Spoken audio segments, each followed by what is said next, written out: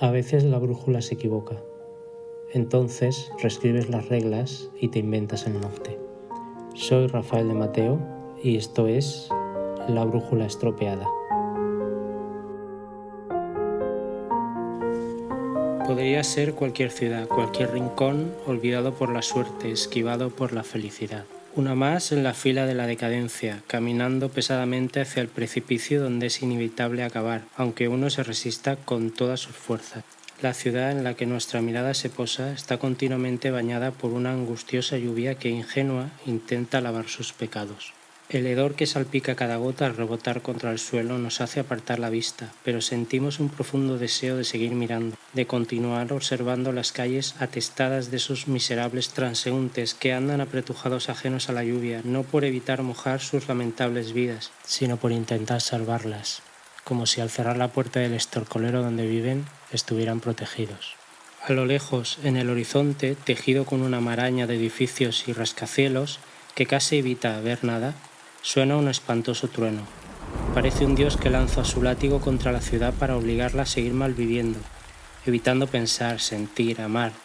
Como si de una galera se tratase, hay que seguir remando para sobrevivir. El hombre de la gabardina se pierde entre la gente mientras devora su cena, sumergido en un manto de lluvia, anegado por una ciudad que detesta, pero de la que se ha acostumbrado a beber. Le parece que fue hace 1000 años cuando intentaba salvarlos a todos. Eso ya es un recuerdo perdido en su mala memoria, agujereada por la cocaína, el tabaco y el alcohol. No es casualidad que mi primera novela, La piel ajena, publicada por Ediciones Atlantis y que tenéis disponible en las webs de la Casa del Libro, El Corte Inglés y Amazon, además de la web de la propia editorial, comenzara con estas deprimentes palabras llenas de desesperanza. Mucho tiempo después de haberlas escrito me di cuenta de que esas palabras me habían estado gritando desde alguna parte la forma de huir de mi propio monstruo, un demonio que acabó conformando una nueva piel, una piel ajena sobre mi cara, sobre mi cuerpo, expulsando todo el pelo, dejándome diferente, extraño, enfrente al espejo, y que yo no podía ni siquiera percibir. Ese monstruo tiene varios nombres, algunos de ellos son miedo, estrés o depresión. En este episodio, que va a ser uno de los más personales, la intención es intentar ayudar a quien esté pasando o haya pasado por un trance como el que yo sufrí. Y sobre todo advertir a quien esté a punto de sufrirlo que tanto la depresión como el estrés no son complementos que echamos a la mochila y estamos obligados a llevar. Son problemas que hay que tratar, hay que saber advertir y sobre todo hay que curar a tiempo. En mi caso comenzó cuando, después de pasar 8 años en Barcelona y 2 en Andorra, tuve que volver a la habitación que había dejado 10 años atrás en Valencia. En la situación en la que me encontraba entonces, sin trabajo, sin aparente futuro, ya que mi currículum de producción de cine no servía, a eso se sumó la guerra que tenían mis padres en casa, ya que hacían vidas separadas. Mi padre dejó de prestar atención a la familia, a sus nietos, a sus hijos, mientras que la televisión funcionara y pudiera ir a los jubilados mañana y tarde a jugar a las cartas o al dominó. Pese a estar en casa solo para desayunar, comer y cenar, exigía a mi madre un horario marcado en el que debía tener la comida o la cena preparada a la hora conveniente. Y si ella estaba en el centro o estaba en cualquier parte, tenía que volver corriendo a hacerla. Eso provocaba más de una discusión conmigo, porque yo no aceptaba esa actitud. Pero claro, muchas veces se me echaba en cara en que si yo no aportaba, si yo no tenía trabajo, no podía quejarme. El monstruo del cual antes hablaba comenzó a crecer cuando mi padre tuvo un infarto y al volver a casa tuvo que llevar una vida distinta, una dieta, una serie de ejercicios, más vida sana. que él evidentemente rechazó. Eso provocó más de una guerra, más de una riña, más de un grito, intentando, tanto por mi parte como la de mi madre, que comiera bien, que se cuidara. Por supuesto no lo conseguimos. De repente y sin previo aviso, mi padre dejó de ser quien era y se volvió loco, entre comillas. Nos dijeron que era demencia porque no reconocía el lugar donde vivía ni a nosotros, pensaba que estaba en un hotel. A veces cogía el teléfono para llamar a recepción, algo muy surrealista porque fue de la noche a la mañana. Y por la noche no nos dejaba dormir porque tampoco tenía horarios, se levantaba o empezaba a gritar a cualquier hora de la noche. Entonces fue cuando me refugié en mi imaginación y empecé a escribir La piel ajena, que originalmente tomó forma de guión de cine. No fue fácil escribir 90 páginas desde una situación difícil y un creciente estrés, pero hubo gente, entre ellos un gran amigo, que me dijo: escribe, escribe.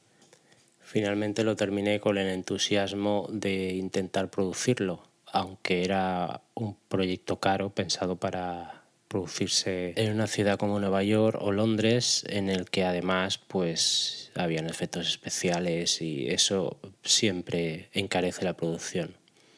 El título se cambió, le quisimos dar un nombre específico a la ciudad, que en principio no lo tenía, y el proyecto pasó a llamarse Oscura.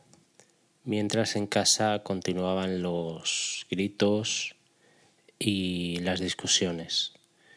La locura transitoria que le sobrevino a mi padre finalmente fue una infección gravísima de riñón, y cuando volvió a casa, más o menos recuperado, volvieron las discusiones por que llevara una dieta más sana, que bebiera agua, sobre todo que bebiera agua, que se levantara, que hiciera ejercicio. Todo ello desde un punto de vista difícil de asumir cuando la persona a la que estás cuidando se piensa que no está enferma y es más, que le debes algo, porque él es el padre y él es el jefe, el patriarca. Más adelante, y sin que esto se haga demasiado largo, mi padre decidió no levantarse del sofá para ir al baño, o incluso llegó a no levantarse de la cama, ni para comer. Mi madre, con 80 y tantos años, y yo, con la ayuda puntual de mis hermanos, debíamos intentar cuidarlo, obligarlo a levantarse, obligarlo a comer, cuando muchas veces era tarea imposible. Se pasaba el día durmiendo, con lo cual por la noche reclamaba atención o porque no tenía sueño. Entonces volvíamos a no descansar ni por el día ni por la noche. En ese agujero en el que me encontraba, yo seguía sin trabajo y sin expectativas de poder salir de esa casa. Por un lado era lo que necesitaba. Por otro lado, tampoco quería dejar a mi madre sola, pero muchas veces mi plan había sido volver a Barcelona, volver al último lugar donde había sentido algo de felicidad. En ese estrés, en ese ir y venir de gritos y de discusiones, saltó de dentro un odio que yo jamás pensé que había tenido. Y se manifestó con ataques de ira. Cuando mi padre denigraba, insultaba o trataba mal a mi madre, yo reaccionaba, y reaccionaba con violencia. Golpeaba la mesa, golpeaba la pared por no golpearlo a él, literalmente. Finalmente la tomaba con los muebles y los destrozaba. Era en esa decadencia, en esa degradación en la que se había convertido mi padre, sin querer siquiera salir de casa, meándose y cagándose encima por no levantarse al baño, cuando reclamaba su trono. Él era, como he dicho antes, el rey y había que rendirle pleitesía. cuando no se hacía de su manera, cuando no le dejaban abrir la nevera y comer lo que quisiera, o cuando no se le obedecía, él se volvía agresivo con mi madre. Incluso llegó a levantarle la mano una vez. Ese día recuerdo que lo cogí del cuello y lo estampé contra la mesa de la cocina. Y yo me observaba por un agujerito de una manera aterrada, sin poder concebir lo que estaba haciendo mi cuerpo, pero lo estaba haciendo y quería hacerlo. Por un lado era una dualidad espantosa en la que mi cabeza reaccionaba de una manera y mi cuerpo de otro. Como no podía hacerlo desaparecer, como no podía sacarlo de nuestras vidas porque estaba consumiendo no solo a mí, sino la salud de mi madre, que era la que me importaba, pues la tomaba con los muebles. El actor Jim Carrey tiene una frase sobre la depresión que me fascina. La depresión es tu cuerpo diciendo, joder, no quiero más este personaje. No quiero sostener este avatar que has creado en el mundo.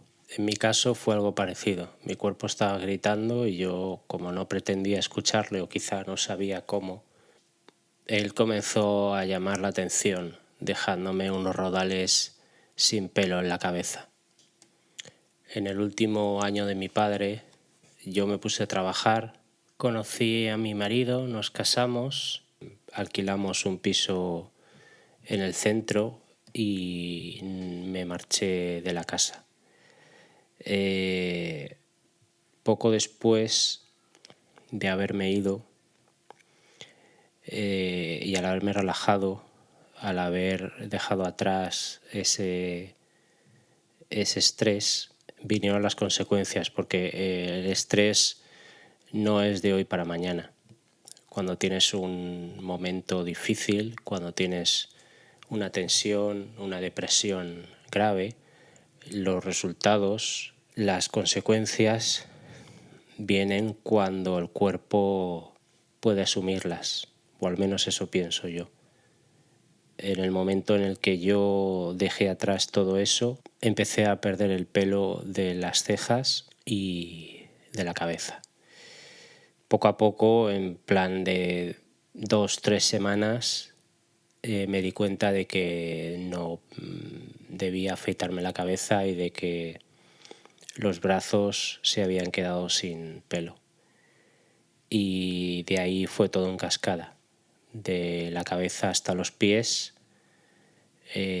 adopté de alguna manera, como decía antes, una piel nueva, que no era la mía, que era una piel ajena, y dejé de reconocerme frente al espejo. A veces pienso que hace años el mundo quizá era más plácido, cuando nadie podía verse reflejado más que en una turbia imagen de sí mismo en una lámina de cobre pulido.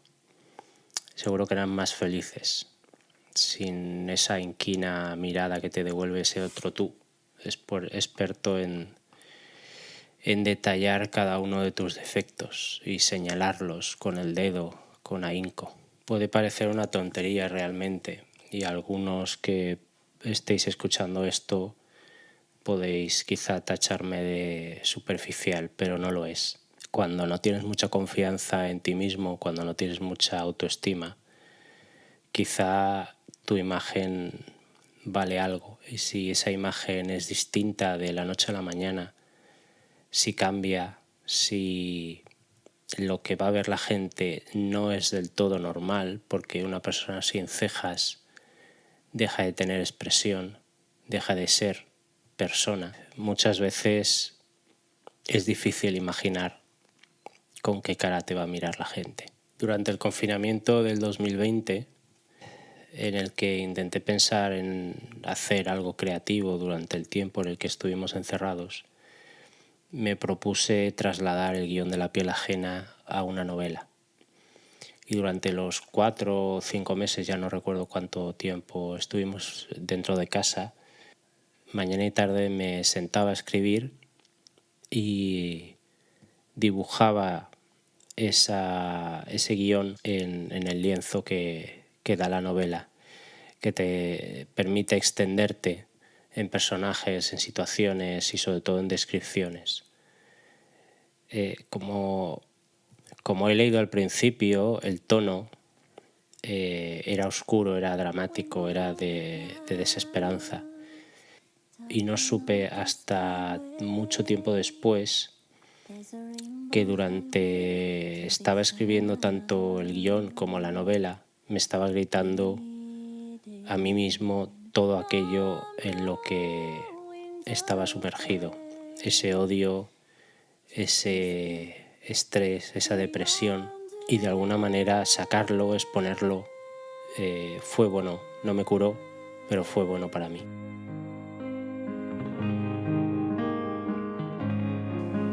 No pretendo dar lecciones de nada, ni decirle a la gente cómo debe afrontar sus miedos o sus depresiones. Solo cuento lo que a mí me ha ocurrido y cómo yo lo he afrontado. A mí me ayudó a escribir. Creo firmemente que de los peores tormentos se sale escribiendo, pintando, haciendo poesía, cualquier tipo de creación que te salga de dentro. De esa manera expulsas lo malo, expulsas el miedo, expulsas todo aquello a lo que realmente no quieres mirar a los ojos.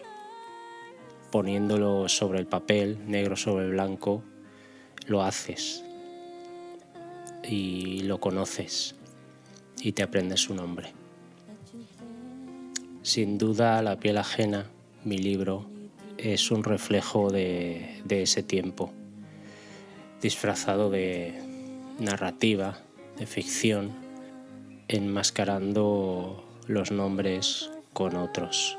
Aunque yo no lo tuviera en ese momento cuando lo escribía, no pude dejar de intentar salvar a mis protagonistas, y para ello intenté darles una luz en el horizonte, un lugar al que llegar y cumplir sus sueños. En esa alegoría entró el cuento o la obra del Mago de Oz, ese castillo esmeralda al que llegar con la intención de que te concedan tus deseos más sinceros. Cuando publiqué mi libro, tuve la suerte de recibir este regalo, esta versión de Somewhere Over the Rainbow, inolvidable canción del Mago de Oz, interpretada por el grupo Sunset Dreams de Andorra y incluido junto a la novela como su banda sonora.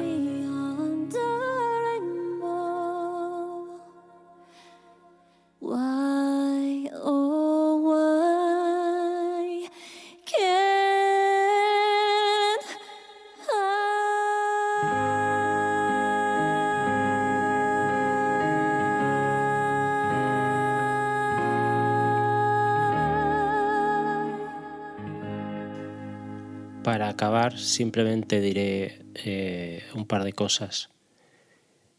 Cuando estás hundido, cuando estás pasando por un proceso de depresión, estrés, que jamás debe tomarse como algo cotidiano y que además te hace daño física o mentalmente, solo hay dos caminos, no hay más. Y me da igual de dónde vengas, qué es lo que te haya ocurrido, por qué estés así, cuál es tu principio, cuál es tu trauma. Solo hay dos caminos. Uno es seguir escarbando hacia abajo, hacia la oscuridad, en ese túnel, en ese agujero en el que te has metido, en el que se ha convertido tu vida. Y el otro es el contrario, es la luz y es continuar. Es tan obvio que incluso parece ridículo, pero es la verdad. No hay más no hay más matemáticas ni filosofía. Esos dos caminos los eliges tú. No, alrededor de ti te pueden ayudar, te pueden mostrar, te pueden guiar, pero el paso lo tienes que dar tú. El camino oscuro te va a llevar a un lugar peor en el que te encuentras, del que seguramente no habrá salida. El otro, por mucho que signifique lo opuesto, la luz, no quiere decir que sea más fácil, porque lo vas a tener que vivir dejando cosas atrás, dejando cosas en ese hoyo del que tienes que salir. Lo que dejes enterrado no va a volver y eso lo tienes que asumir. El resto de tu vida lo tendrás que vivir sin eso que te ha llevado allí, sin esa pérdida, sin ese trauma, y eso es lo duro, realmente. Eso es lo duro, vivir incompleto, vivir diferente, vivir transformado. Uno de mis libros de cabecera, quizá el primero de la lista, es Matar a un ruiseñor, de Harper Lee. Para acabar este segundo episodio del podcast, me gustaría leeros un fragmento de este libro. Uno es valiente cuando, sabiendo que ha perdido ya antes de empezar, empieza a pesar de todo y sigue hasta el final, pase lo que pase. Uno vence raras veces, pero alguna vez vence.